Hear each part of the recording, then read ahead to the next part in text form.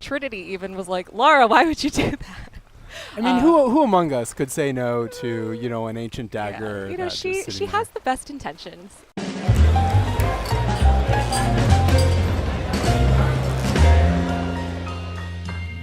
Hey everybody, welcome back to PlayStation Underground. You got Kristen and Zach here, and we are diving around literally in Shadow of the Tomb Raider out September 14th.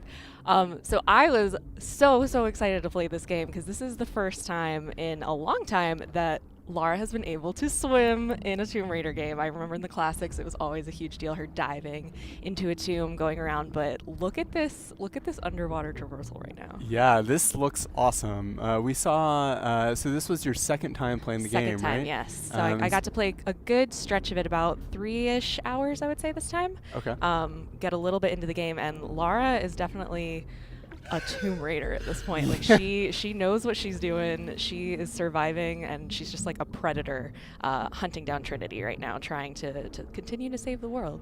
Gotcha.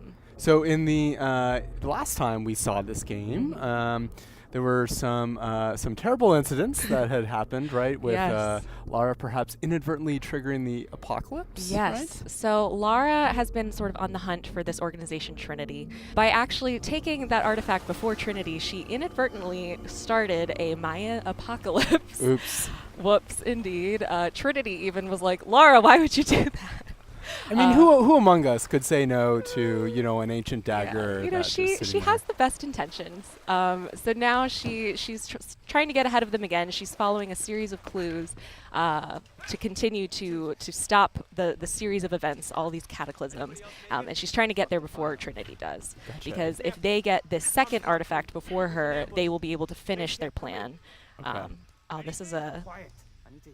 This is a great, cool sequence. Yeah, so this looks great. Last time we saw it, it was just like in a tomb, and you know, it looked very spooky and tomby. But this is the first of the jungle that we're seeing, right? Yeah, well, these are the jungles of Peru, and as you can see, Lara is using everything to her advantage. She can climb trees, she can swing from vines. Right, we just saw this this rope takedown called the Eagle's Talon.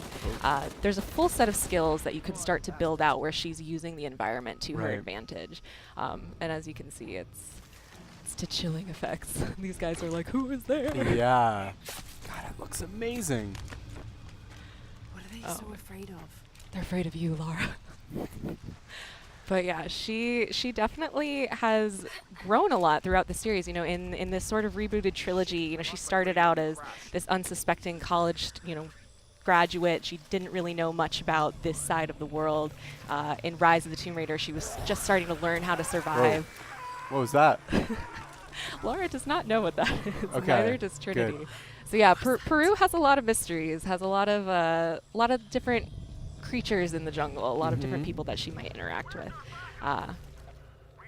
So she's not just trying to hunt down Trinity. She's also just trying to survive. Right. Nature, survive potentially the locals. Yeah. Not everyone's happy that she's in Peru. Dr. Dominguez. Camp set up near abandoned oil factory outside a village. Of course, you're finding artifacts Uh-huh. right throughout this. Okay. I was gonna say there was a lot of time that I spent literally just combing every corner, which, you know, this game is so great for that. They have all of the hidden tombs. Right. They have the challenge tombs, which I especially love. They have the extra puzzles that are beyond just the main storyline. But then we have these great combat sequences of just like trying to be stealthy as possible, Right. using her survival instincts. So that's what's happening when you see them ending up getting highlighted. You can see the red enemies. People can see them if you take them down. The yellow ones are out of their field of vision. So you sort of want to take your time, Oh, wait I it see. out. So if I took down the red guy, someone else It would see alert that. everybody, I exactly. See, I see. But nobody notices this. Right, and that's just based on kind of their enemy's vision cones. I Yes. would presume. Okay, cool. Yeah, and this is cool. This reminds me of something we were talking about just before we started taking a look at this footage here that you captured.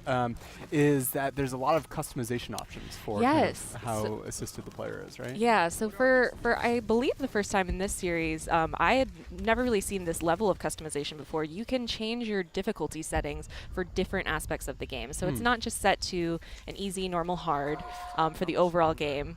You can set it to that you want your combat to be hard, your combat to be super... Not a silencer. Mistakes were made. I think what happened actually is that he had heavier armor, so the shot hit his helmet. So you also have to take into account what level of armor people have and like what will affect them. Fascinating. So yeah, so you can change the puzzles, traversal, and combat to be differing levels of difficulty. So if you're super into the puzzles, you don't want any help, any hints, you can set that to hard.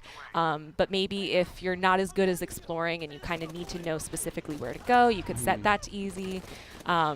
It definitely sort of opens up a level of how intense do you want to play, what type of adventure do you want Lara to be, and yeah, it really can make the experience very unique. Huh, fascinating. It's a really cool approach. Obviously, everyone likes different parts of games, right? And a game like Tomb Raider is combining all these different elements. So that's a really smart approach. See that you are taking them down again. following in your footsteps. I was like, let's try this one again. So is that, do you try, like, obviously stealth is supported here and throughout the Tomb Raider games. But you could totally go in guns blazing. Right? Yeah. Yeah. Although, so what's happening here is, for the jungle, you can cover yourself in mud. Oh, what?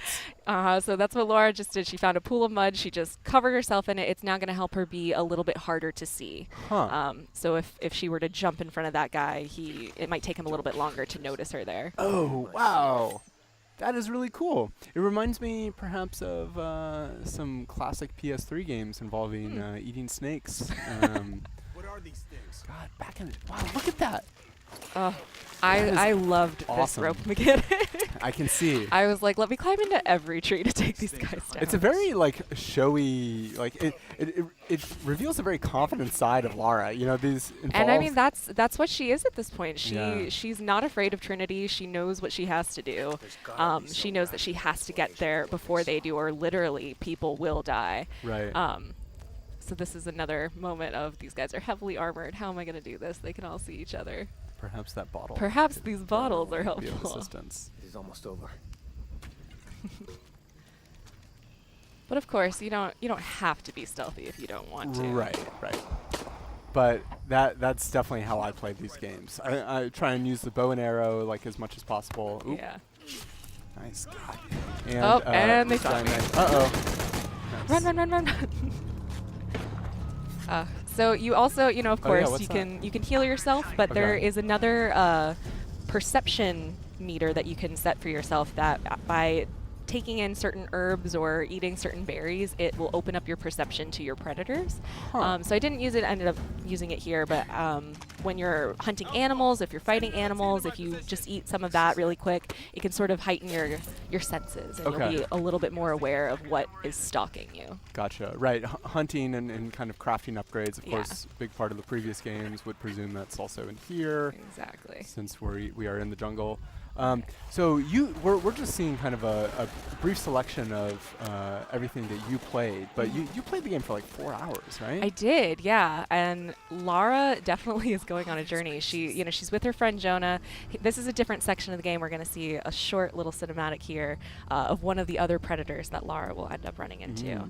But Lara's with her friend Jonah. They're both working to stop Trinity. Jonah. Oh my God.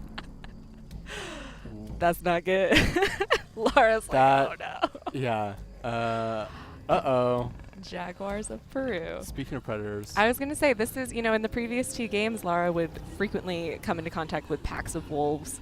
She's sort of used to fighting really quickly, but, jaguars are very quick, very agile. It's going to take a different skill set to fight them.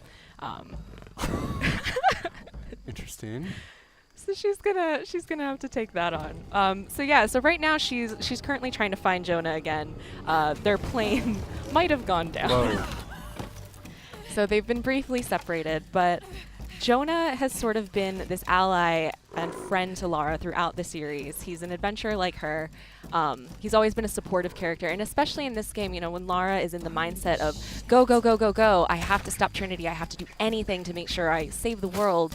Jonah's sort of being like, let's stop, let's take a deep breath and consider our options while we go into this. Are people getting hurt along the way? Was there a better way we could have done this? Should you maybe not have grabbed that artifact that potentially started this apocalypse. Right. So she's sort of starting to have to rethink about the consequences of her actions. And while she does have good intentions, is it better to maybe go about it in a different way? Huh. That's really cool. I'm glad that they're exploring that angle of Lara's story, because you know, obviously we see her evolving quite a bit from the earlier part of the trilogy, as far as kind of like how she's interacting with enemies and how she's traversing the world. But to see her also maybe starting to at least consider taking steps on kind of an intellectual level or an empathetic level is really compelling, because obviously, you know, like, there can be, you know, Lara does a lot of good, but there can also be byproducts of stealing artifacts. Yep. So this is one of those Jaguar encounters. So what ends up happening here is it's usually in a space that isn't just part of the regular environment. So you sort of have to take a look around. So in this one, there wasn't really any trees that I could climb, but there was another encounter later on where it strongly encouraged you to use trees. Okay. The Jaguar is absolutely going to move in and out and sort of stalk you and come out and surprise you. So you really have to be paying attention, listening for what direction it's going to come from. If you have those perception berries to eat, you could potentially use those. But So how many encounters with Jaguars did you have? I ended up having 2. Okay. And they so it seems like those are kind of like a little, those are distinct from, even though you kind of met them in kind of the not, it's obviously not an open world game, but kind of like in kind of the explorable spaces that the actual combat takes place in a distinct area. Got it. Nailed them. Man. All right. Well, Shadow of the Tomb Raider is going to be coming to PS4 on September 14th. I'm so excited. I can't wait to continue on Lara's journey. Me neither. Thanks for showing me this. Thank you, Zach. Not much longer to wait. I know. All right. We'll see you next time on PlayStation Underground. See ya.